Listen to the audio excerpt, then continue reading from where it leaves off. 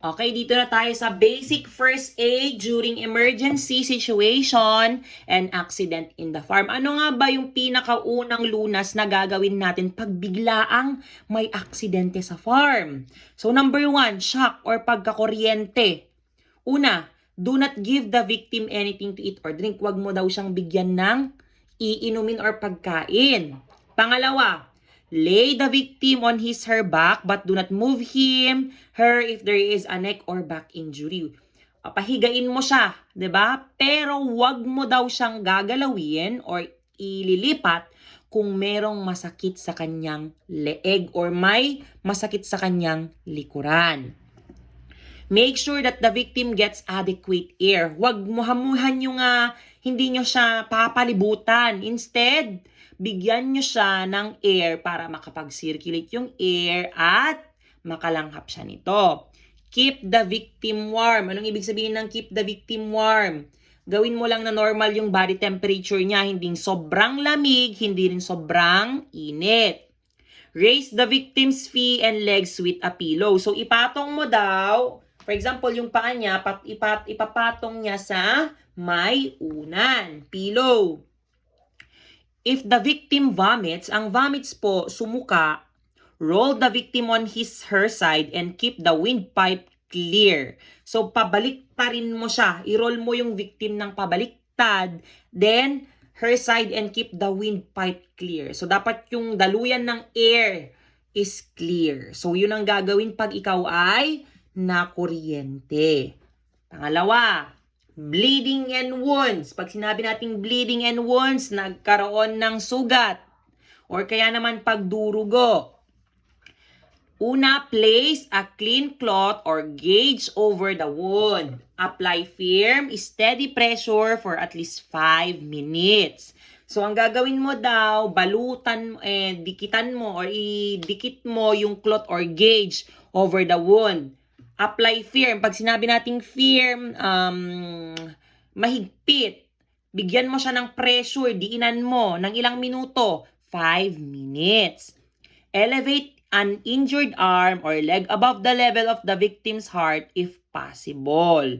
So, i-elevate mo daw kung ang kamay niya ay na-injure or yung leg above the level of the victim's heart dito. Itaas mo sa may tapat ng part ng puso. When bleeding stops, secure the cloth with a bandage. Do not lift the cloth from the wound to check if the bleeding has stopped. Be sure that the bandage is not too tight. Okay, so pag natapos daw yung pagdurugo, lagyan mo na ng bandage. Pero wag mong tatanggalin yung bandage para tignan mo kung natumigil na yung pagdurugo. At make sure daw na hindi nakadikit ng mabuti yung bandage. And then check the victim for shock. So tignan mo kung na-shock ba siya or anything. Check mo, 'di ba?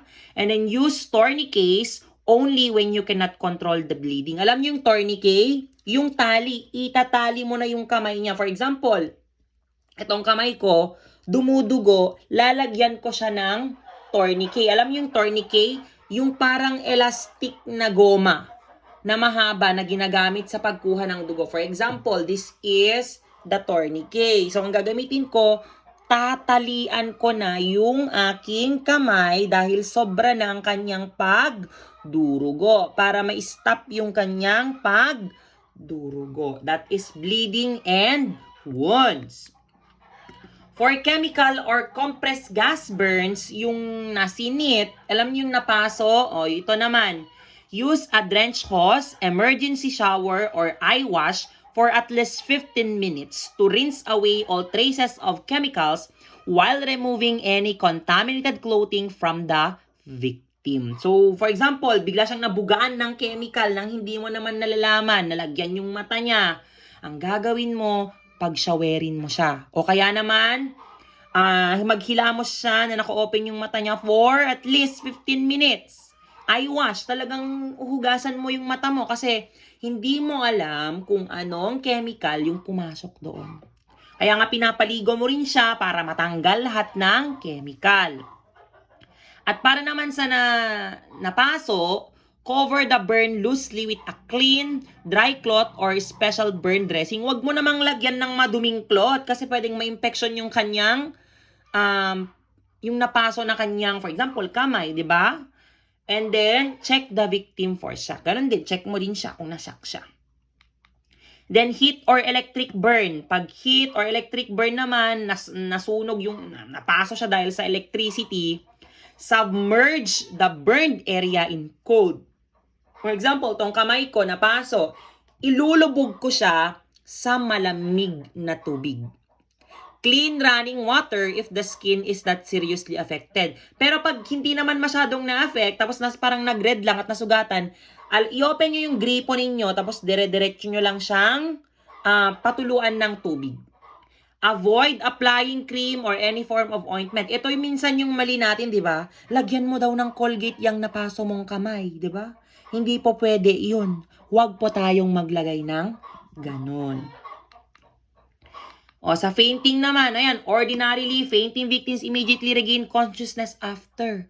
Ang mga nafe-faint, hindi naman forever na nakatulog yan.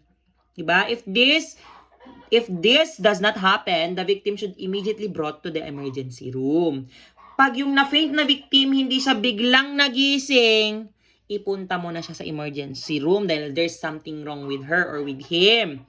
For the first aid, the victim should be laid down on their back and allow plenty of fresh air. Hindi yung inanglit, ti umabay, tanto makaangason, di ba? Okay. Apply cold compress in the forehead. Lagyan daw ng cold compress. Malamig na, siguro yung tela, isausaw mo dun sa batsa, then ilagay mo sa may noon niya. Keep the windpipe clear by rolling him to her side. Pag-sidein mo siya, pero dapat make sure na makakahinga pa rin ang si nag-faint. Diba? Okay. Next. Heat stroke. Alam niyo yung heat stroke? Dahil sa sobrang init, may nagsisifaintan. Pwede kang ma-stroke. Heat stroke is life-threatening, so this should never be taken for granted. Anong sabi ng life-threatening? Pwede ka pong mamamatay sa heat stroke. Flush, hot, and dry skin, rapid pulse, very minimal perspiration, and unconsciousness are signs of heat stroke. Alam niyo yung flush? Yung nagre-red ka na, as mainit yung katawan mo na madra-dry. Tapos ang bilis ng tibok ng puso mo. Tapos yung paghinga mo, konti-konti na lang, ganito. Ganon na lang. And unconsciousness are signs of heat stroke. Bigla ka na lang nahilo. Yun ay signs na po ng heat stroke. You need to bring the victim to a cooler place and lie him or her on the back with feet up. Then loosen clothing and remove footwear. Tanggalin mo yung mga damit niya, yung tsinelas niya, yung sapatos niya, tanggalin mo. At ilagay mo siya sa mas malamig na lugar. Apply cold compress or wet towel on the forehead, gaya ng na-faint, diba? Isausaw mo dun sa malamig na tubig, pigain mo, ilagay mo sa forehead niya. And then, sa neck, dito sa neck. And then sa armpit, sa kilikili, and extremities to cool the victim. Treat the victim for shock or bring the victim to the nearest hospital. Kung hindi na kaya ng first aid, dahil ang first aid ay paunang lunas lamang para hindi mas grumabe yung nangyari sa victim, at kailangan mo siyang ipunta sa hospital kung hindi na talaga kaya. Naintindihan? So yan po ang dapat nating gawin kung may emergency situation and accident in the farm.